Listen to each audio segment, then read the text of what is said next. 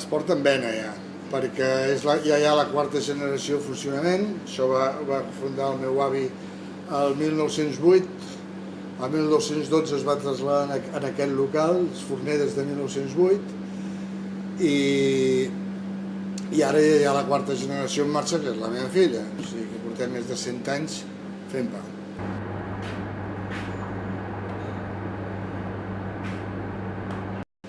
El consell imprescindible, si comença per primera vegada, que no desesperi, que la primera vegada no li sortirà. Però es pot fer pa a casa tranquil·lament sense tindre que pastar, sense tindre que liar-se, simplement fent a través d'autòlisis, i li acabarà sortint un molt bon pa. A mi em sembla perfecte, em sembla meravellós, em sembla espectacular, estic encantat de la vida de que ho facin, per la senzilla raó que s'està fent una cultura de pa, una exigència de qualitat, un bon fer, i la gent se'n dona compte que tampoc és tan fàcil. Dintre lo fàcil que és, tampoc és tan fàcil treure bon pa. Però llavors, quan arriben a una fleca, a la que sigui, que el fan bo, ho valoren. I això és molt important.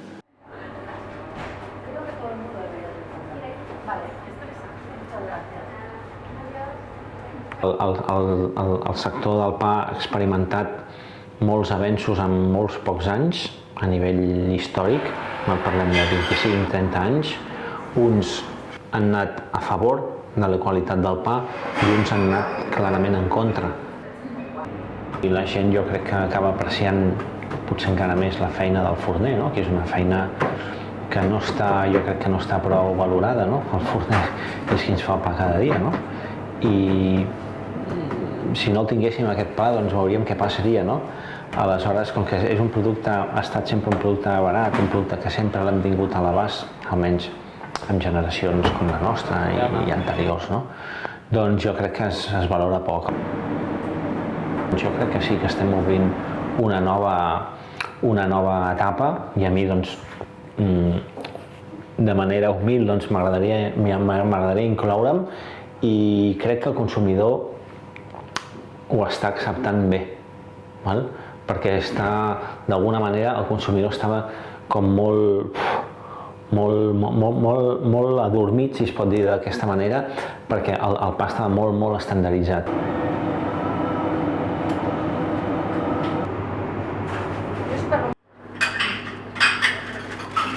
El forn aquest no té cap de secret, vull dir, ara vol que no t'equivoques en la temperatura, perquè rectificar no pots rectificar. Cada cop és diferent. Ara, el forn de llenya és agraït. Per mi, el forn de llenya és agraït pel pa que fas. Té els seus inconvenients, però vull dir, per mi es nota la diferència.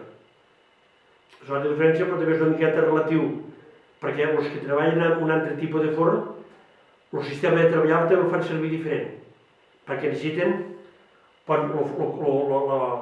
el procés el fan fer més ràpid, perquè el forn no té sempre condicions per poder treballar. Amb un forn d'aquestos aquí, tens de treballar lent, perquè el forn té lent.